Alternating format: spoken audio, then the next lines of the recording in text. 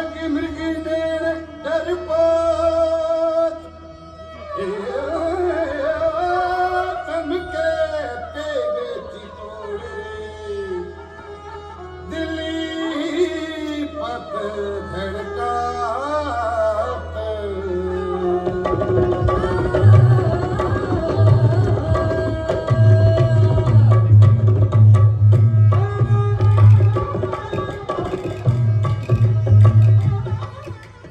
वीरों का निवास चित्तौड़।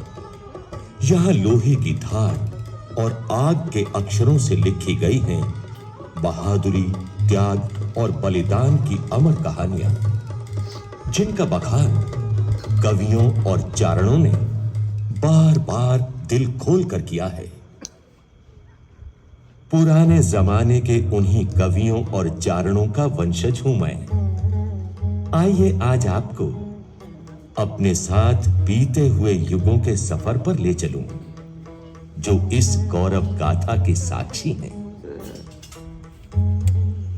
राजस्थान में मेवाड़ के मैदान को सींचने वाली गंभीरी नदी के किनारे बने चित्तौड़ के इस किले को कब और किसने बनवाया, इसकी कहानी इतिहास के अंधेरों में खोई हुई है।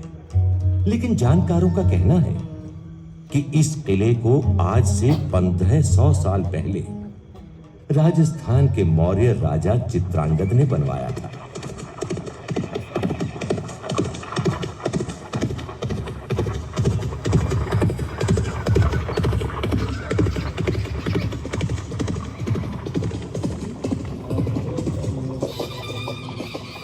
महाराज चित्रांगद की जय हो। प्रणाम महाराज। आइए अमात्यवर, आइए। और आप भी महाबलाधिकृत रुद्रदत्त, हमने आपको यहाँ एक आवश्यक मंत्रणा के लिए बुलाया है। तो आज्ञा कीजिए महाराज। अमात्यवर, आप जानते ही हैं कि उत्तर में हुओं के आक्रमणों ने गुप्त साम्राज्य को छिन्न भिन्न कर दिया है। ऐसी स्थिति में हमने निर्णय किया है कि भविष्य के आक्रमणों से इस प्रदेश की रक्षा करने के लिए हम इस पहाड़ी पर एक दुर्ग का निर्माण करेंगे और उसी को अपनी राजधानी बनाएंगे। आपका ये निर्णय सुविचारित है महाराज। इस पहाड़ी से आसपास के सारे प्रदेश पर नियंत्रण रखा जा सकेगा। यहाँ इतनी भूमि है कि सेना के साथ साथ नागरिक भी रह सकेंगे। पानी की भी कोई कमी नहीं है और चारों ओर घने वन भी हैं। तो ठीक है अमात्यवर, आप तत्काल दुर्ग के निर्माण कार्य को आरंभ कराइए। दुर्ग की प्राचीर अभेद्य होनी चाहिए। यही हमारी राजधानी होगी और इस दुर्ग का नाम होगा चित्रकूट। 200 साल बीत गए। तभी राजस्थान के गहलोत वंश में एक ऐसे बालक का जन्म हुआ जो मौजूदा मेवाड़ की बुनियाद रखने वाला था। ये बालक ईडर के गहलोत राजा महेंद्र का पुत्र काल भोज था। गहलोत वंश को एक बार फिर विपदा का सामना करना पड़ा। ईडर के भीलों ने गहलोत राजा महेंद्र के खिलाफ विद्रोह कर दिया। महेंद्र की रानी को अपने 3 वर्ष के बालक काल भोज के साथ नागदा में शरण लेनी पड़ी, जहां ये बालक मंदिर के पुजारियों की गायें चराते हुए बड़ा हुआ। तभी एक दिन वन में गायें चराते हुए उसकी भेंट हरित ऋषि से हुई। ओम नमः शिवाय। ओम नमः। कौन है? क्षमा करें महाराज, मैंने ध्यान नहीं दिया कि आप यहाँ तपस्या कर रहे हैं। कौन है तू दंड बालक जो इस पवित्र स्थान में बेरोक टोक घुसा रहा है? मेरा नाम कालभोज है स्वामी जी। मैं महाराज कुहिल के वंशधर महाराज महेंद्र का पुत्र हूँ। परंतु तू इस कुंज में कैसे आया? कई दिनों से ये धोरी गाय गोधूली के समय सूखे थन लेकर लौटती थी। सबको संदेह था कि इसका दूध मैं ही पी जाता हूँ। आज जब मैं इसके पीछे पीछे इस कुंज में आया तो देखा कि इसके थनों से दूध अपने आप झर रहा है। तभी आपने मुझे देख लिया। तू बड़ा भाग्यशाली है बालक। जहाँ तेरी गाय का दूध झर रहा था वो भगवान एकलिंग का पवित्र स्थान है। तुझ पर उनकी विशेष कृपा दिख रही है। कल से तू यहाँ आकर हमसे शस्त्र विद्या के साथ साथ शास्त्र विद्या भी ग्रहण कर। हम तुझे एक लिंग का दीवान घोषित करते हैं। हारीत ऋषि की छत्र छाया में शिक्षा दीक्षा पूरी कर लेने के बाद काल भोज की किस्मत उसे चित्तौड़ ले गई, जहां चित्रांगद मोरी के वंशज राजा मान का राज था। राजा मान ने काल भोज को अपना सामंत बना लिया। इस बीच हिंदुस्तान पर अरब की ओर से हमले शुरू हो चुके थे। काल भोज ने अभूतपूर्व पराक्रम का प्रदर्शन करते हुए विदेशी सेनाओं को पीछे खदेड़ दिया।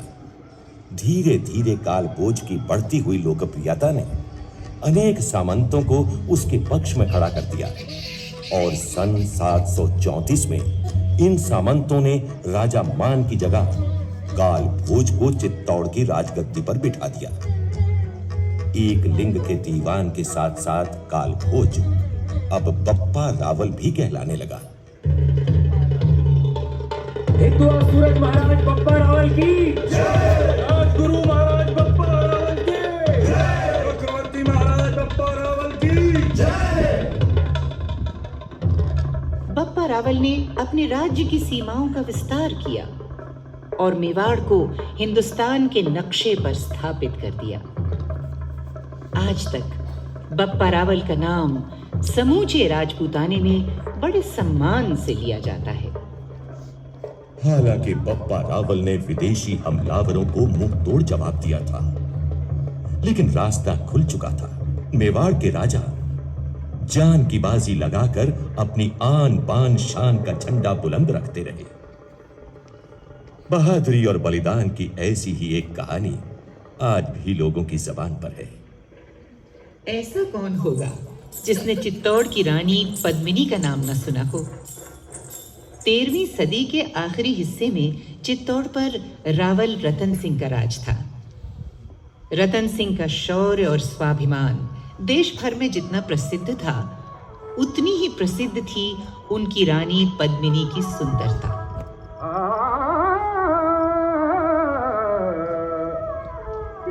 दीप पद्मनी रानी रतन सिंह चित्तौड़ गढ़ियानी अलाउद्दीन दिल्ली सुल्तान रागू चेतन खीर बखानो सुन सही कैसे खाई हिंदू तुर्की बड़ी लड़ाई।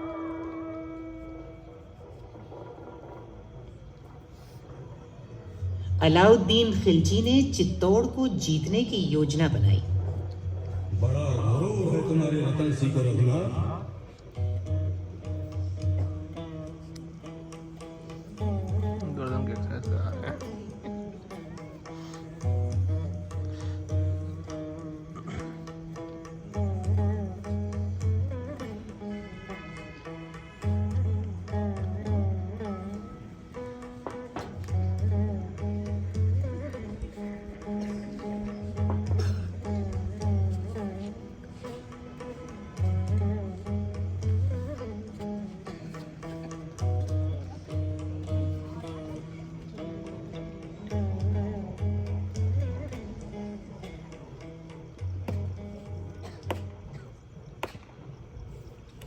मलिक कठोर चित्तौड़ के खिलाफ मुहिम की तैयारी कीजिए। हम रतन सिंह को उसकी सरकशी का सबक भी सिखाएंगे। गुजरात का रास्ता भी साफ हो जाएगा। एक तीर से कई शिकार होंगे। अलाउद्दीन खिलजी की सेना ने चित्तौड़ पर चढ़ाई करके दुर्ग के गिर्द घेरा डाला।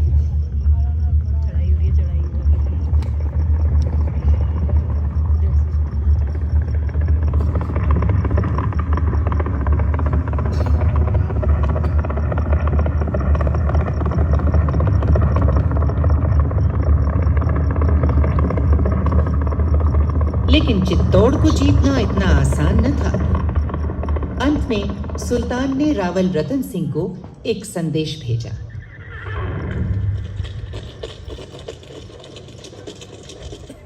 हमें बताया गया है कि तुम सुल्तान अलाउद्दीन का कोई संदेश लाए हो।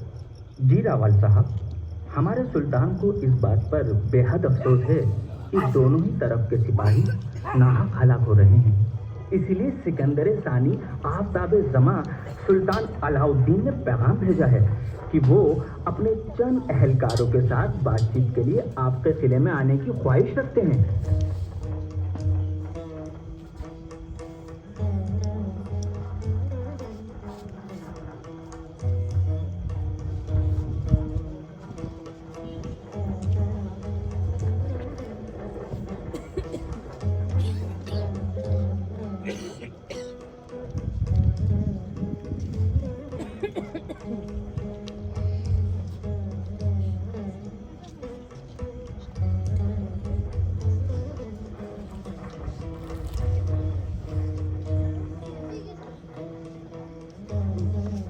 रावल रतन सिंह मान गए।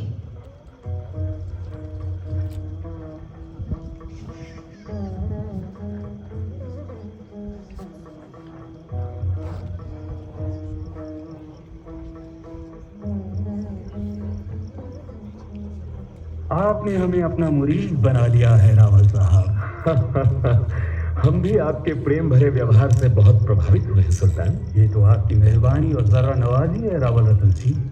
आपकी शान और शौकत और खातिरदारी ने हम जीत लिया है। अब हम इजाजत चाहते हैं। आइए दरवाजे के बाहर तक आकर हमें रुखसत कीजिए। ये तो हमारा कर्तव्य है सुल्तान। चलिए लीजिए, हम किले के बाहर तक आ गए हैं। आपका डेरा भी सामने है। अब हमें विदा कीजिए। हम विदा देने नहीं, विदा कराने आए हैं रावल रतन सिंह। सिपाहियों, गिरफ्तार कर लो रावल साहब को और ले चलो हमारी छावनी में। धोखा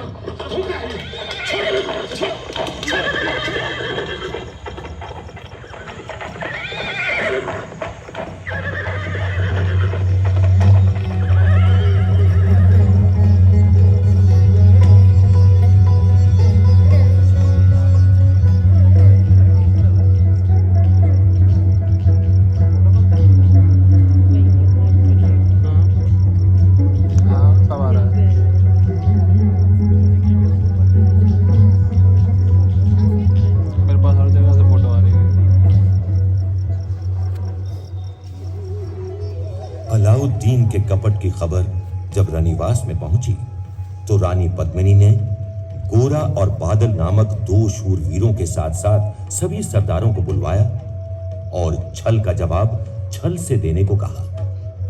गोरा भैया, हमारे ऋषि मुनि कहे गए हैं कि दुष्टों के साथ दुष्टता से ही काम लेना चाहिए। सुल्तान ने छल किया है तो हम भी छल करेंगे। उसे कहला दो कि रानी पद्मिनी उसके डेरे में आने को तैयार है। ये कैसे अनर्थ की बातें कर रही हैं आप? ठीक कह रही हूँ। सुल्तान से कह दो कि रानी पद्मिनी की एक शर्त है कि वो अपने स्वामी से अंतिम भेंट करके ही उसके पास जाएंगी।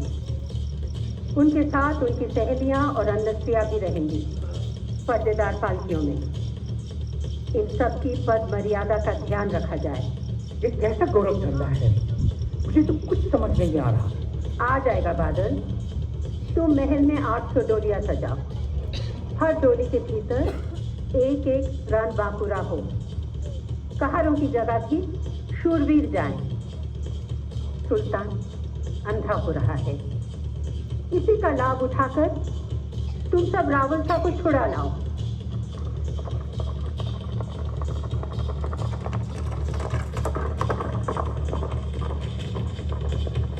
गोरा और बादल ने इसी चाल से काम लेकर रावल रतन सिंह को छुड़ा लिया।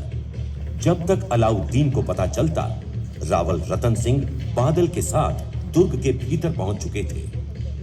पीछे की कमान गोरा ने संभाली। भारी मार काट शुरू हो गई।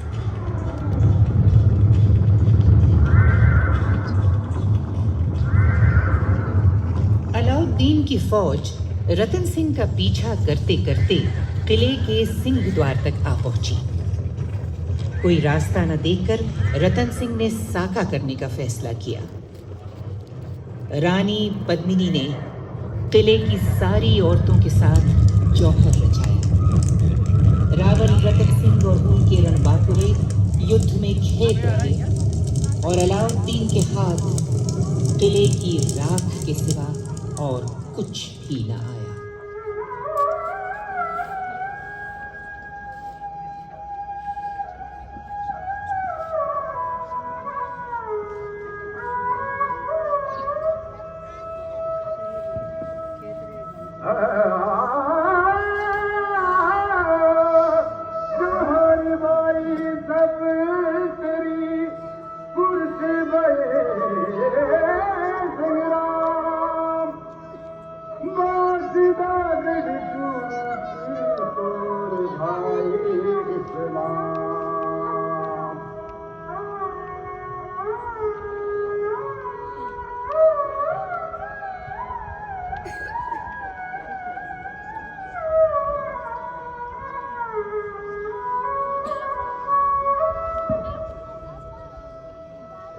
चौथाई सदी बीत गई। इस बीच मेवाड़ के बाहर और भीतर अनेक घटनाएं घट रही थीं, जिनका असर चित्तौड़ की राजगद्दी पर बैठे राणाओं पर पड़ रहा था।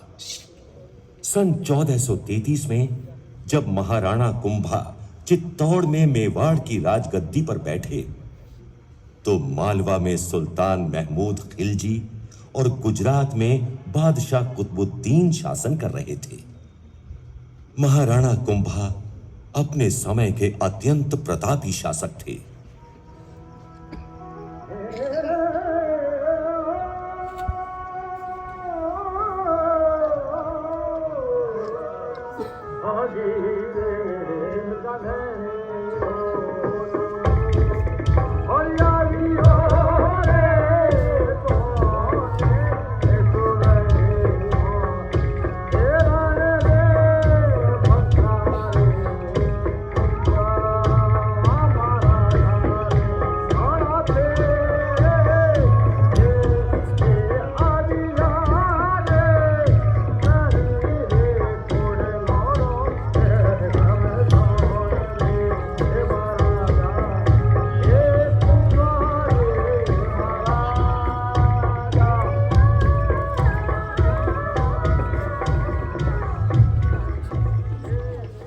महाराणा कुंभा अपने समय के अत्यंत प्रतापी शासक थे।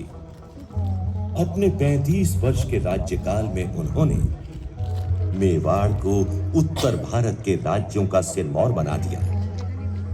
गद्दी पर बैठते ही उन्हें सबसे पहले मालवा और गुजरात के सुल्तानों का सामना करना पड़ा, जिनकी निगाहें मेवाड़ पर लगी हुई थीं। सन 1440 में राणा कुंभा ने दोनों सुल्तानों के दांत खट्टे कर दिए और सुल्तान महमूद खिलजी को बंदी बनाकर चित्तौड़ ले आए। इस विजय के उपलक्ष्य में बनवाया गया विजय स्तंभ आज भी राणा कुंभा की वीरता की याद दिलाता है। महाराणा कुंभा ने चित्तौड़ के राजभवनों में अनेक नई इमारतें जोड़ी और विष्णु के वराह अवतार की प्रतिष्ठा में कुंभ श्याम मंदिर बनवाया। वो स्वयं शिल्प शास्त्र के जानकार थे और मेवाड़ के अन्य स्थानों में भी उन्होंने अनेक मंदिर और किले बनवाए। तलवार के धनी होने के साथ साथ महाराणा कुंभा साहित्य और संगीत में भी गहरी रुचि रखते थे। उन्होंने जयदेव की अमर कृति गीत गोविंद की टीका लिखी थी और अपने ग्रंथ संगीत राजवार्तिक में संगीत की राग रागिनियों का वर्णन किया था।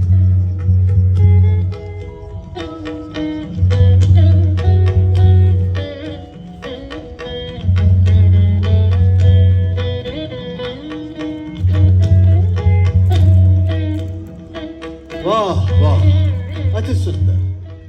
ये राग हमें बहुत पसंद आया। इसका भी वर्णन हम अपने ग्रंथ संगीत राज में करें। जोहार अन्नदाता। आइए आइए वीरमदेव जी, पधारिए। महाराज, कई दिनों से आप एक पद दोहराते थे जो कोई पूरा नहीं कर पा रहा था। हाँ, वो पद है कामधेनु तांडव करिए। ये मेरे एक संबंधी है महाराज, ये उसे पूरा करने का बीड़ा उठाना चाहते हैं। तो देर कैसी? जद धर पर जोवती दीठ नागोर धरंती, गायत्री संग्रहण देख मन माही डरंती, सुर कोटि 33 आण निरंता चारो, नहीं चरंत पीवंत नह करती हंकारो। कुंभण राण हड़िया कलम, आजस उर डर उतरिए, तिण दीह द्वार शंकर तनय, काम धेनु तंडव करिए। वाह वाह वाह वाह वाह, हम बहुत प्रसन्न हुए। परंतु तुम राजपूत नहीं हो युवक, तुम निश्चय ही चारण हो। कहो क्या चाहते हो?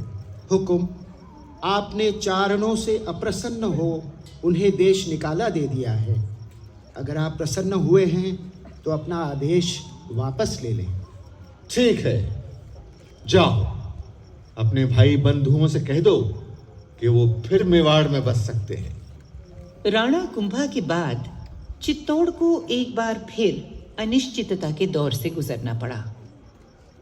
राजगद्दी के लिए उनके वंशजों के बीच खींचातानी होती रही। अंततः राणा कुंभा का एक ऐसा वंशज चित्तौड़ की राजगद्दी पर बैठा जो न केवल मेवाड़ के महाराणाओं में सबसे प्रतापी और प्रसिद्ध होने वाला था, बल्कि उत्तर भारत के सभी राजाओं और सुल्तानों में भी अपने बाहुबल का सिक्का जमाने वाला था।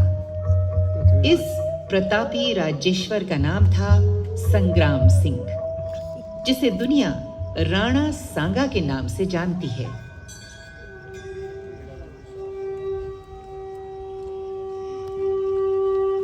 स्वस्ति नः इन्द्रो वज्रश्रवाः, स्वस्ति नः पूषा विष्णुवेदाः, स्वस्ति नस्ताक्षरो अरिष्टनेमिः, स्वस्ति नो बृहस्पतिर्दधातुः।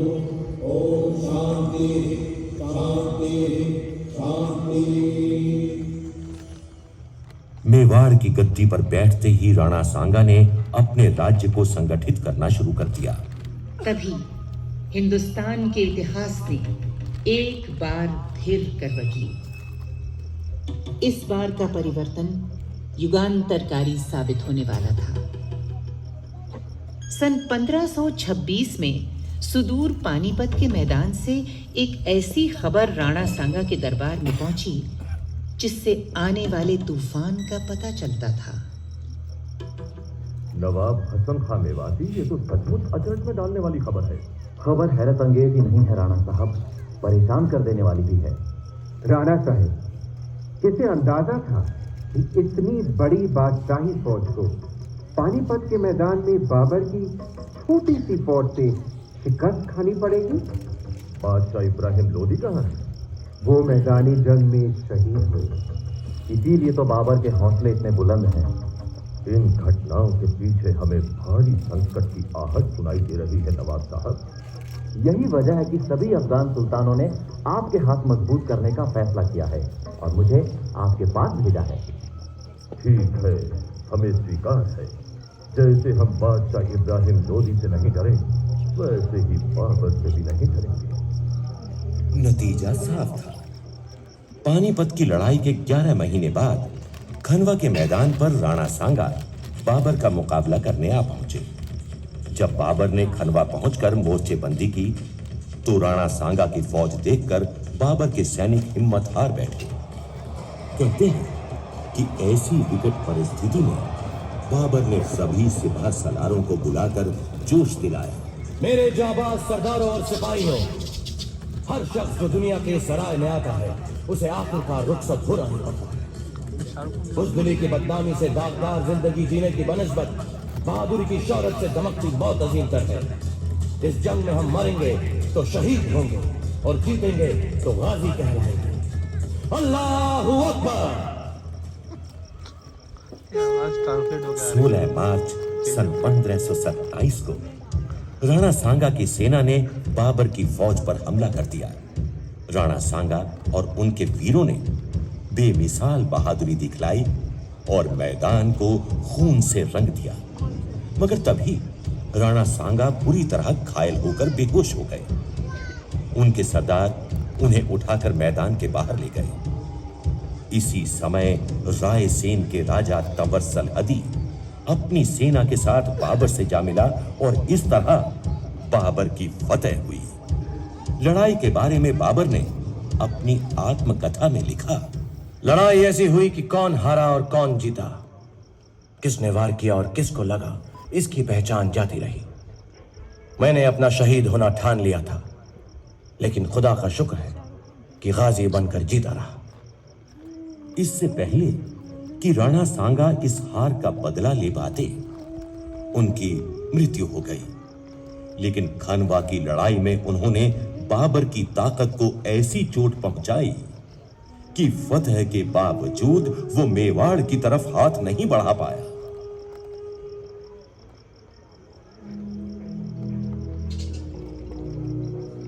जिन दिनों मेवाड़ में तलवारों की झंकार और वीरों की हुंकार सुनाई देती थी, उन्हीं दिनों लड़ाई और मार काट के कोलाहल को चीरती हुई भक्ति और प्रेम की एक ऐसी आवाज बुलंद हुई जिसके स्वर आज भी भारत के कोने कोने में गूंज रहे हैं। कुत्ते क्यों रो रहे हैं?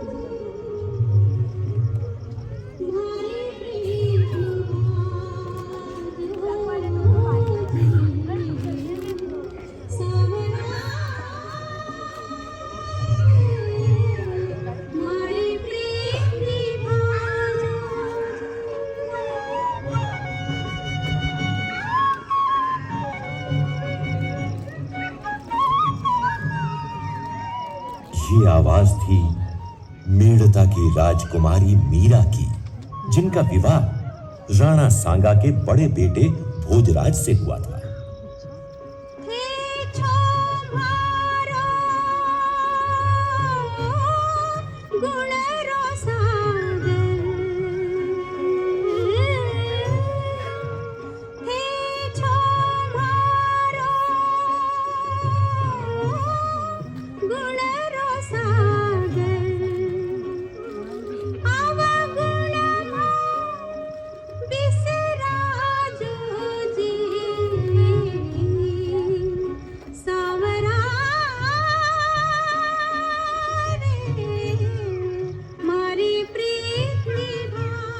मीराबाई के मन में गिरधर गोपाल की भक्ति का बीज बचपन ही से पड़ गया था।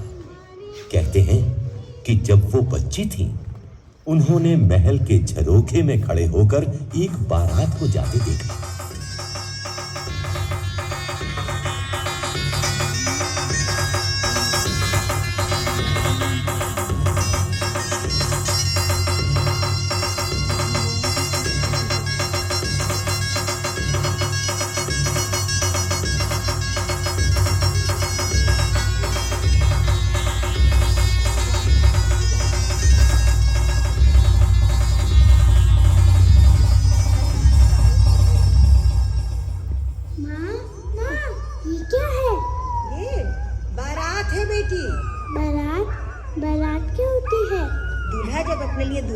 जाता है तो उसे बारात कहते हैं। दुल्हन? हाँ, दुल्हन। जब लड़की का ब्याह होता है तो वो दुल्हन बनती है और उसका दूल्हा उसे ब्याह ले जाता है। क्या मेरा भी ब्याह होगा माँ? हाँ, तेरा भी ब्याह होगा। तो मेरा दूल्हा कहाँ है माँ? तेरा दूल्हा? वो उधर देख, वो मंदिर में। वो तो गिरधर गोपाल है माँ। हाँ, वो गिरधर गोपाल ही तेरा दूल्हा है। बस मीरा के मन में गांठ बंध गई और गठजोड़ हो गया।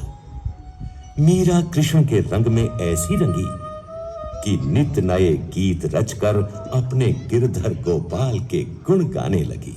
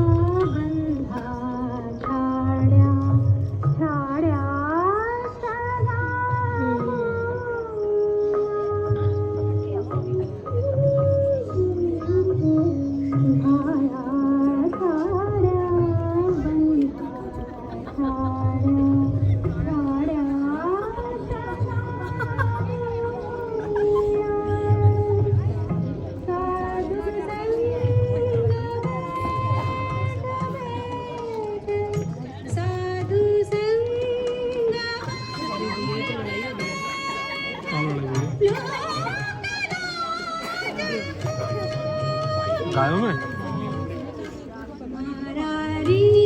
तू का डर